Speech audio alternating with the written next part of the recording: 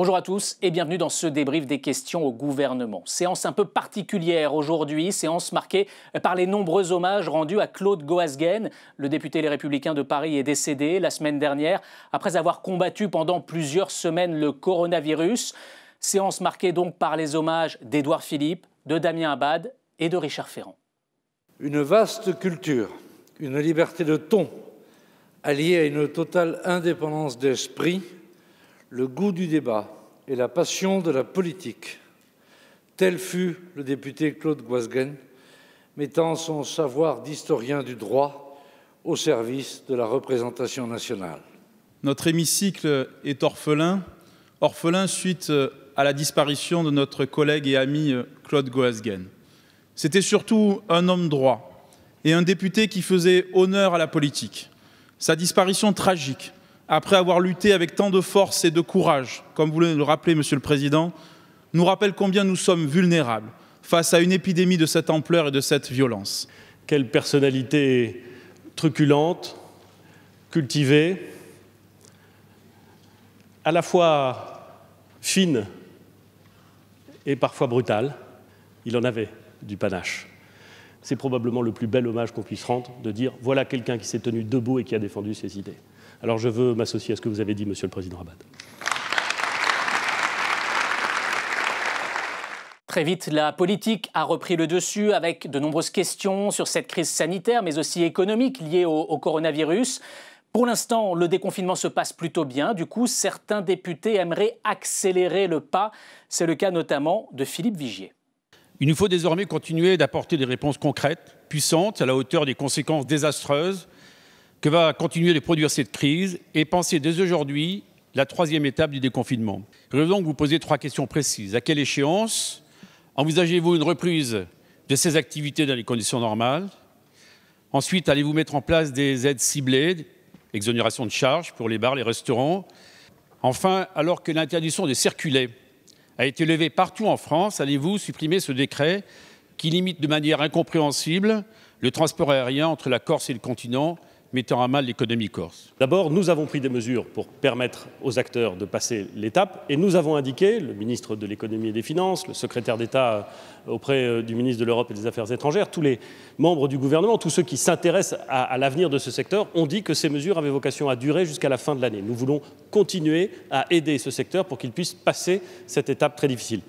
Quand est-ce que les conditions seront redevenues normales? Vous me posez une question, Monsieur le Président, à laquelle je peux difficilement répondre.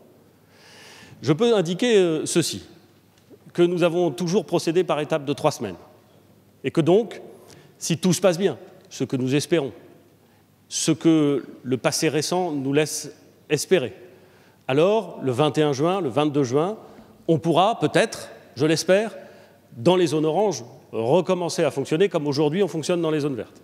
Vous avez posé une question sur la Corse, le décret sera corrigé dans le bon sens dès ce soir. Un Premier ministre prudent donc, qui préfère avancer pas à pas, mais face à lui, il y a une opposition qui souhaite voir des résultats concrets, rapides, pour relancer l'économie. Écoutez la question de la présidente du groupe socialiste, Valérie Rabault, qui s'inquiète de l'ampleur de la récession. Ce matin, le ministre de l'économie et des finances a indiqué s'attendre à une chute du PIB de 11% pour 2020. Quels sont les secteurs pour lesquels vous estimez qu'il n'y a pas de redémarrage de l'économie à ce stade et qui ne seront pas au rendez-vous en décembre 2020 et janvier 2021? Je vous remercie. Nous allons connaître un ralentissement économique, nous connaissons déjà en vérité, un ralentissement économique massif. Reconnaissez avec moi, Madame la Présidente, que je n'ai jamais fait mystère de ce que je pensais que le choc serait massif.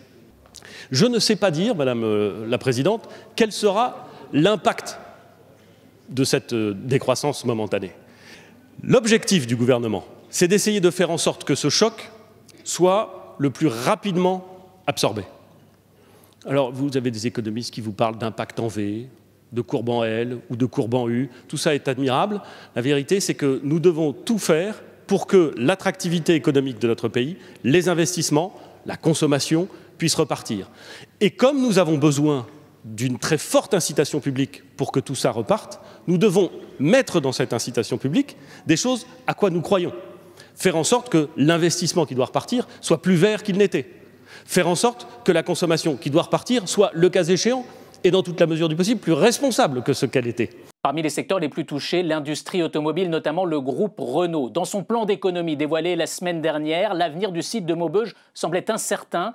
La députée UDI Béatrice Descamps a donc voulu en savoir plus. Le lancement d'une concertation pour étudier la création d'un pôle d'excellence optimisé des véhicules électriques et utilitaires légers dans le nord de la France laissait craindre une mise en danger sur le site de Maubeuge de 1600 emplois directs CDI, 900 emplois directs CDD et intérim et des milliers d'emplois indirects chez les sous-traitants en Sambre-Avesnois.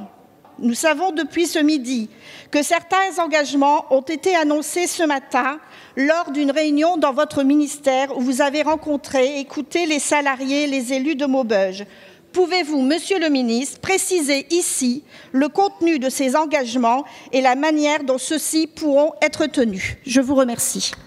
Qu'est-ce que j'ai ressenti en écoutant les représentants des salariés? De l'incompréhension et de la colère. De l'incompréhension parce qu'il représente un site, vous l'avez très bien dit, qui est un des plus productifs en Europe. Au bout d'une heure et demie de discussion, nous avons répondu à cette inquiétude.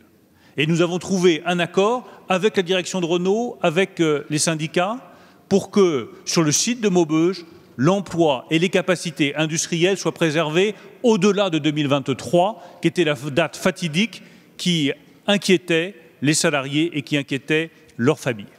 La discussion va s'ouvrir dès la semaine prochaine pour regarder toutes les options, une fois encore, dans le cadre de cette garantie sur l'emploi et sur l'activité industrielle au-delà de 2023 sur le site. Et je me suis engagé à avoir un nouveau rendez-vous en septembre avec l'ensemble des participants à cette réunion pour que chacun soit rassuré et que nous fassions du Nord un site d'excellence pour Renault. Voilà, c'est tout pour ce débrief. Les questions au gouvernement reviennent la semaine prochaine. D'ici là, prenez soin de vous.